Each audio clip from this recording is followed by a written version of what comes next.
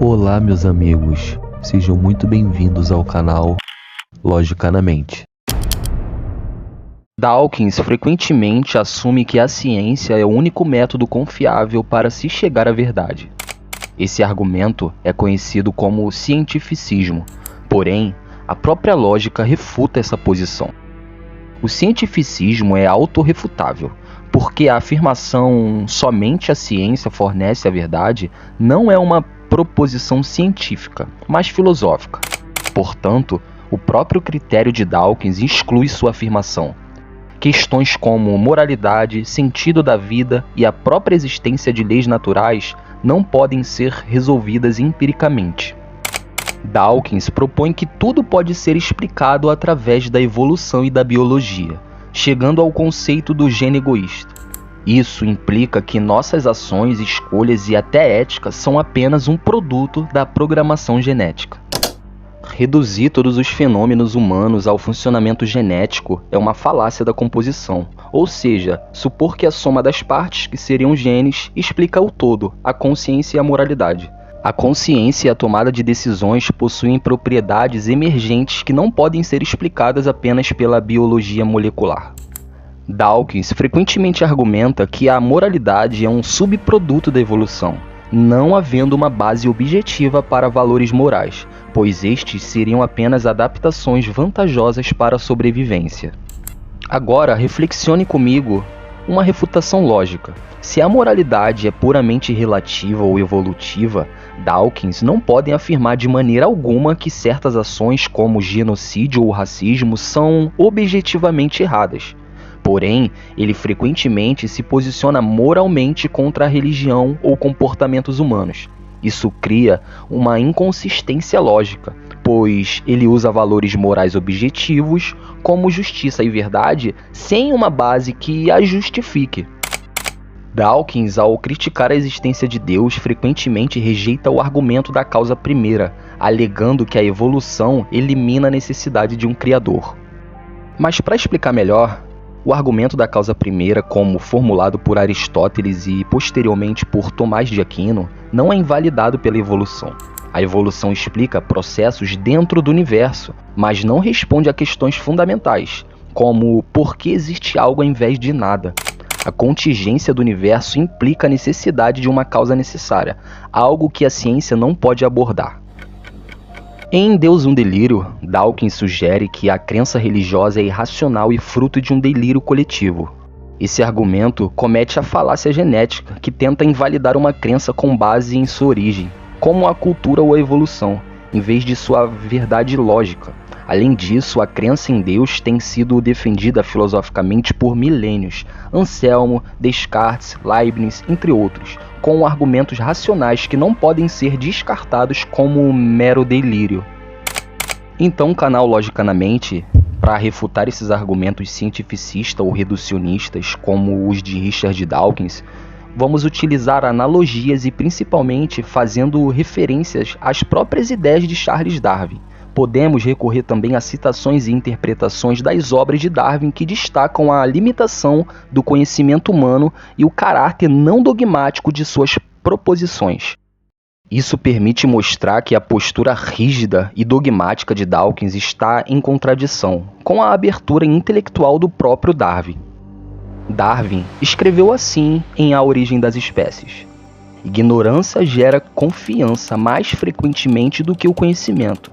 São aqueles que sabem pouco e não aqueles que sabem muito, que estão positivamente afirmando que este ou aquele problema nunca será resolvido pela ciência. Dawkins frequentemente fala com absoluta certeza sobre a inexistência de Deus e a redução da moralidade a produtos evolucionários. No entanto, Darwin adverte sobre os perigos da ignorância travestida de certeza. A posição de Dawkins ao afirmar conclusões definitivas sobre questões metafísicas soa mais dogmática do que científica, ignorando que o conhecimento humano é limitado e sempre sujeito à revisão. Por exemplo, Darwin afirmou: "Eu nunca afirmei que a teoria da evolução explica a origem da vida." Dawkins utiliza a evolução para rejeitar completamente a necessidade de um criador ou de uma causa primeira. No entanto, o próprio Darwin reconhecia os limites de sua teoria. A evolução explica a diversidade e adaptação dos seres vivos, mas não fornece resposta sobre a origem da vida em si. Dawkins extrapola a biologia para campos que Darwin nunca pretendeu abordar, demonstrando uma postura mais ideológica do que científica. Em uma de suas falas, Charles Darwin acaba refutando o próprio Dawkins.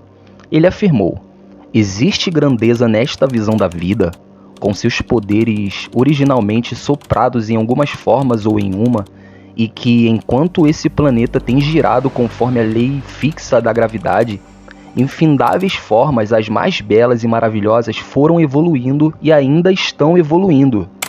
Por outro lado, Dawkins descreve o universo como resultado de processos cegos, sem propósito ou beleza intrínseca, apenas acidentes cósmicos. No entanto, Darwin, mesmo como um cientista naturalista, usava linguagens que reconhecia a beleza, a maravilha e a grandeza na evolução e no mundo natural. Reduzir a complexidade do universo a um mero acaso é uma simplificação que o próprio Darwin evitaria. Em uma de suas correspondências, Darwin escreveu: a possibilidade de conceber que este imenso e maravilhoso universo seja o resultado do acaso me parece o principal argumento a favor da existência de Deus. Dawkins, em O Gênio Egoísta e Deus um Delírio, defendeu que a ordem aparente é fruto de processos aleatórios e da seleção natural. Contudo, o próprio Darwin reconhecia que a beleza e a ordem do universo eram difíceis de conciliar com o puro acaso. Sua dúvida honesta contrasta com a certeza inquestionável de Dawkins, expondo a fragilidade lógica da posição do último. Darwin, em sua humildade, afirmou: um homem que usa desperdiçar 1 hora do seu tempo ainda não descobriu o valor da vida.